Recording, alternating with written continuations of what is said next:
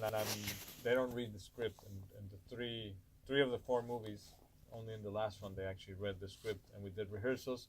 But in the first 3 films, there was no rehearsals or reading, previous memorization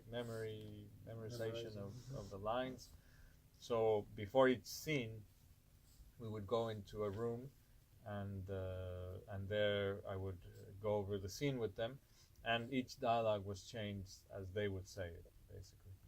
So I would say, okay, so here it says, give me the tea before it gets cold, let's say, and then they would, I would ask them, so how would you say this? Because everybody has very subtle, maybe, but different ways of saying things. And since I didn't cast them because they're actors, I casted them for who they are. I need that from them. I can't. It would be doing the idea halfway if I get them, but then I feed them lines directly from my imagination. So I'd let them change it and let them say it, and then as long as it's, even, shouldn't be communicating too much of the story with the dialogue anyway. But so I'm quite open and free to changing it. In some cases that, in other cases I hear people speaking in the street, and people many times speak quite funny if you listen.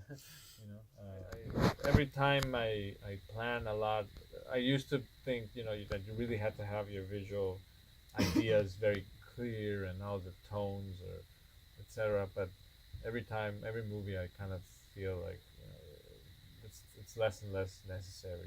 You just need to have a good understanding with the cinematographer, and for you to more or less, of course, trust him or her, and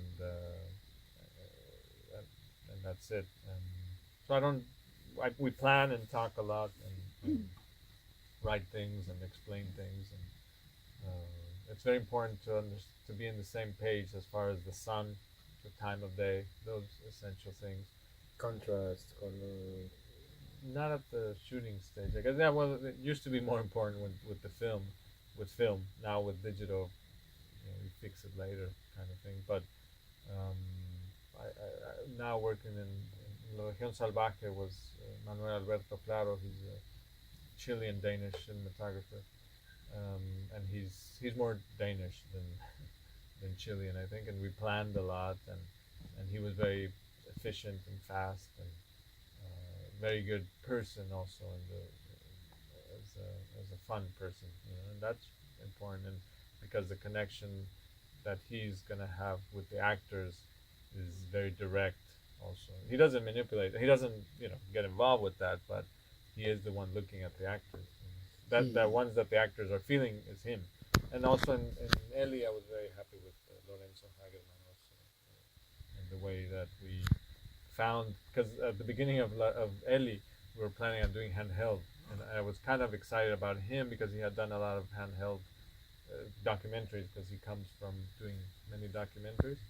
But then the first day I didn't like handheld, and we did most everything still. So we that's why I'm saying, like, planning sometimes just